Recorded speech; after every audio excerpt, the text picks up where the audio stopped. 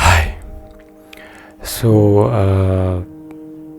ఒక ప్రేమ విషయంలో అనే కాదు, మనిషి ఏ విషయంలో అయినా కూడా ఏదైనా ఒక దాన్ని మర్చిపోవడం అనేది అంత ఈజీ కాదు. ఎందుకంటే వన్స్ అది మన మైండ్లో దాన్ని మనము డైజెస్ట్ చేసుకున్న తర్వాత, అంటే దాన్ని మనం చూసి దాన్ని అట్లా బాగా తీసుకున్న తర్వాత మైండ్లో, అండ్ ఇట్ డెఫినెట్లీ ఇట్స్ చాలా కష్టమైన పని అనమాట, అంటే మర్చిపోవడం అనేది.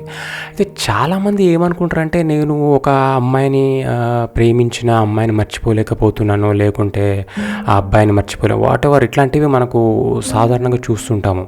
లేకపోతే ఆ వ్యక్తిని నేను మర్చిపోలేకపోతున్నాను. ఇక్కడ ఏంటంటే ఒక వ్యక్తి అనే కాదు, మనిషి అనే ఒక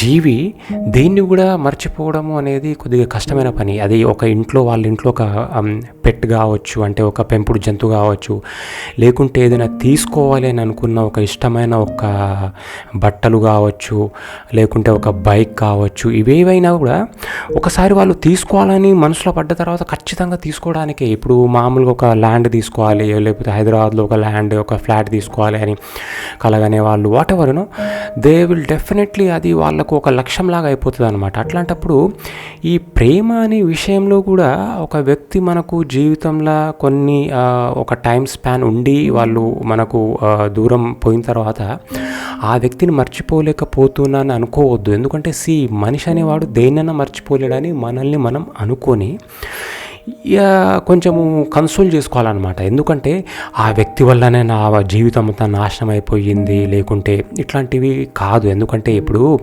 మనము ఒకటి ఫ్లాట్ తీసుకోవాలి, లేకుంటే ఒకటి ల్యాండ్ తీసుకోవాలి అన్నా కూడా మనం ఎంత కష్టపడి రూపాయి కూడబెట్టి దానికోసం శ్రమించి అవంతా చేసిన తర్వాత ఆ డబ్బు పోయినాయి అనుకోండి, అప్పుడు ఎంత బాధపడతాం. అంతే కదా, దాన్నంతా అనుకుంటాం అన్నమాట, అరే ఎంతో కష్టపడ్డా డే అండ్ నైట్ అవన్నీ. సో ఇట్లా అయితే ఈ ప్రేమ కానీ లేకుంటే రిలేషన్లో కూడా అంతే. ఇక్కడ నేను అనేది ఒక్కటే, ఒక వ్యక్తిని కూడా ఒక ఎలిమెంట్ లాగా చూడాలి. ఎందుకంటే ఆ వ్యక్తి కాకుండా ఇంకొక వ్యక్తిని జీవితంలో వచ్చిన తర్వాత నీకు మళ్ళీ కామన్గా నీ లైఫ్ నీకు ఉంటుంది. ఎందుకంటే ఆ వ్యక్తితోనే నీ జీవితం అంతా అయిపోయింది, నా జీవితం ఇంకా నాకు లేదు, అసలు ఎండ్ అయిపోయింది ఇక్కడనే ఆ వ్యక్తితోనే అని అనుకోవద్దు. ఎందుకంటే ఆ వ్యక్తికి ఒక మార్క్ కావచ్చు, అంటే అతను కానీ ఆమె కానీ బిహేవ్ చేసింది ఒక స్టైల్ కావచ్చు, ఇంకొక వ్యక్తి వచ్చిన తర్వాత నీకు ఇంకొంచెం దగ్గరకు బిహేవ్ చేయొచ్చు. లైక్ అంటే నీ లైఫ్కి తగ్గట్టు కూడా బిహేవ్ చేయొచ్చు. అది మనం చెప్పలేం కదా, చేయొచ్చు చేయకపోవచ్చు. అంటే చెయ్యలేదనుకోండి, ఇంకో వ్యక్తి కూడా మనకు సెట్ కాదనుకోవాలి, చేసిరనుకోండి అరే బెటర్ అనుకోవాలి.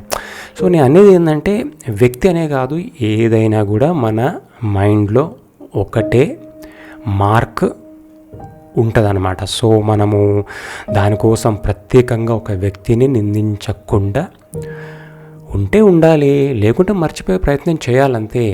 ఎవ్రీథింగ్ ఈజ్ ఫర్ గుడ్ అనుకొని మూవ్ కావాలి, అంతేగాని వాళ్ళని మోసం చేసి ఇదంతా అయ్యింది దానివల్ల ఇప్పుడు మనము నేను చెప్పినా కదా, ఇప్పుడు డబ్బులంతా కూడబెట్టి ఒక బ్యాంక్లో పెట్టుకున్నాము, లేకపోతే ఆ బ్యాంకుకు దొంగలు పడ్డారో, లేకపోతే దివాలా తీసిందో, లేకపోతే చిట్టీలు కట్టేవాడు పారిపోయిండో వాట్ ఎవర్, అప్పుడు కూడా అది ఎట్లయిపోతుంది, అది కూడా ఒక టైప్ ఆఫ్ మనకు అది అయిపోయినట్టే కదా, అంటే లైఫ్లో ఒకటి కోల్పోయినట్టే కదా. అట్లనే రిలేషన్ కూడా. సో దాన్ని కూడా అంతే అనుకోవాలి, కానీ అంతకు మించి అయితే ఏం లేదు.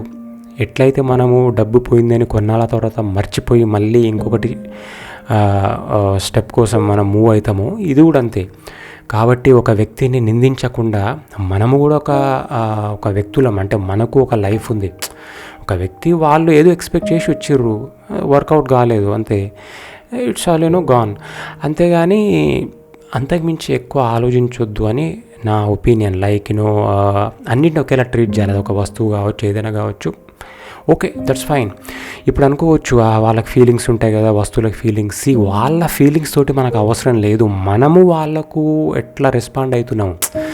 ఇప్పుడు ఒక బైక్ మీద మనం ఎంతో ప్రేమ పెంచుకుంటాం, ఆ బైక్ మళ్ళీ రిటర్న్లో మన మీద అయితే పెంచుకోదు కదా.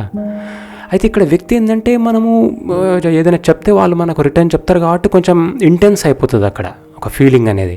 కాబట్టి మనం వాళ్ళు చెప్పిందంతా అంటే చెప్పిర్రు, బట్ దాన్ని నిలబెట్టుకోలేకపోయారు. అట్లాంటప్పుడు ఆ బైక్కి ఆ వ్యక్తికి కూడా తేడా లేనట్టే, అంతే కదా, సేమ్ అన్నట్టే. ఇక్కడ మాట్లాడలేదు ఆ బైక్, వాళ్ళు మాట్లాడి కూడా విడిపోయారు. అంటే ఏంటంటే ఇక్కడ అట్లా అనమాట. సో అది మనం అర్థం చేసుకొని we have to come up, మనల్ని మనం సెల్ఫ్గా కొంచెం బ్రెయిన్ వాష్ చేసుకొని ఇట్స్ ఆల్ హ్యాపెన్స్ అని చెప్పేసి ముందుకు పోవాలి. కానీ ఎవరినో ఒకరిని నిందిస్తూ మన జీవితాన్ని మనము బ్యాక్వర్డ్ అట్లా చేసుకోవద్దు. Yeah, thank you.